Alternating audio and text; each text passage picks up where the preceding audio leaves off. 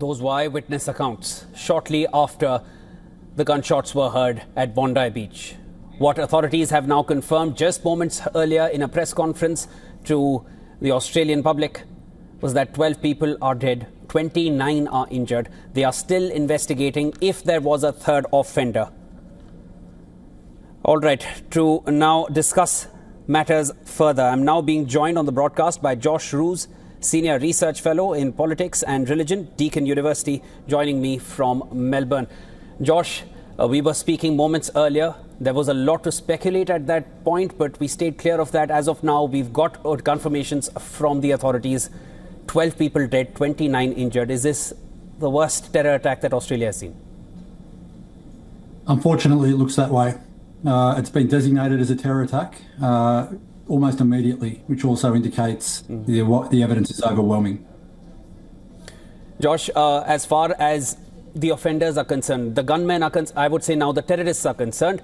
2 were apprehended. 1 is dead, 1 is in serious condition, and then there is a third one which is being suspected. Authorities have said they are still investigating. Anything more that you have picked up? No, there's been talk about a car with a flag. Again, speculation at this point. They need to identify anyone who may have assisted them in not only accessing the weapons but in planning, and identify if there's any immediate threat to Jewish communities around the country at the moment. Also, Josh, the Prime Minister of Australia said this is an attack on our way of life. A lot of questions has been posed to the Australian Prime Minister asking about the safety of Jewish Australians. The Prime Minister has, of course, given his statements. What did you take away from those?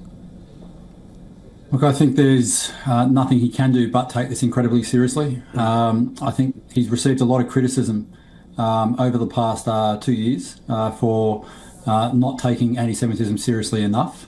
I think what you've seen today is an indicator of not only the dangers of not taking anti-Semitism seriously, but the potential likely future trajectories if we continue to fail to act.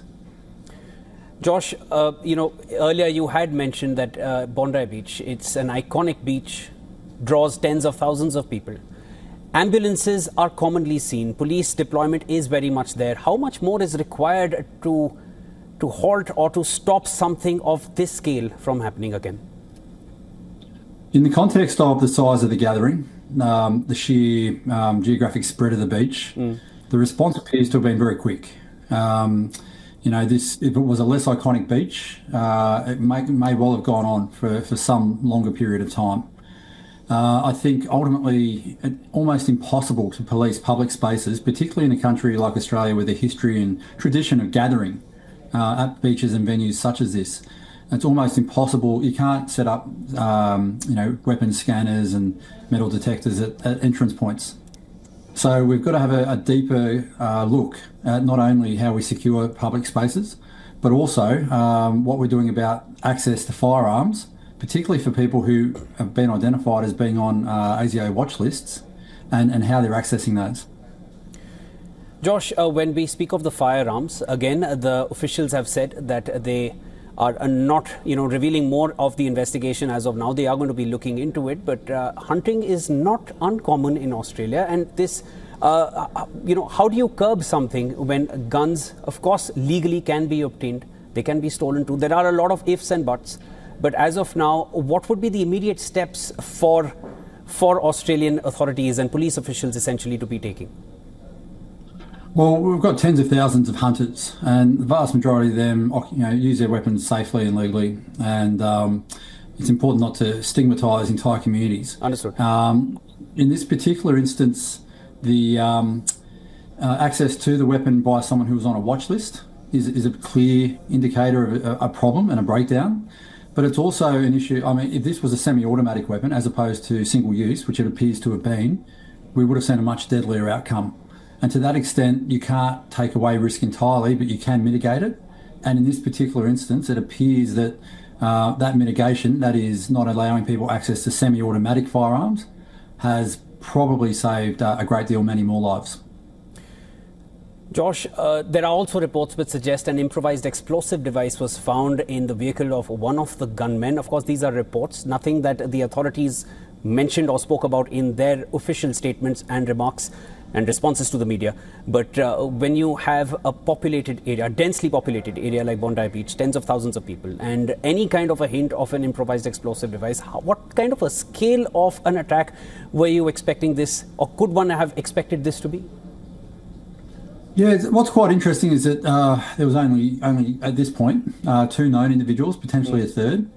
Obviously, scaling this up, as we've seen in other attacks, for example, in India, with many more, and particularly the level of training, could have been far more serious. The extent to which that IED, was professionally put together is going to be something they're going to be looking seriously at. Because if there's someone out there being able to make such weapons that are lethal, then that's obviously also a significant concern. At this point, we don't know. We just don't have that information yet. Understood. And Josh, I'm sure you would have spoken to your family, your friends, and other people in your own circle. What's the generic, sentiment like in regular Australians? What are they feeling at this point? I think people are horrified. I think there's a deep level of anger that this would occur. And I think there's also a strong alignment with the protection of our Jewish communities here. I think people are fed up with anti-Semitism in this country and communities being targeted.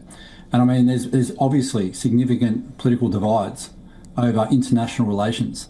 But this is occurring at a domestic level in what is meant to be a safe place, a crowded beach, which is iconic in Australia, and this attack is designed to divide Australia and to target members of our community who've done absolutely nothing wrong, and to that extent, it's completely unacceptable. And I think the wider community sentiment is along that vein. Josh Roos joining us there from Melbourne. Josh, thanks so much for sharing with us sentiments that you've picked up, and of course our condolences to the families and friends of those who are deceased and injured or anybody affected in this gruesome terror attack. Thank you.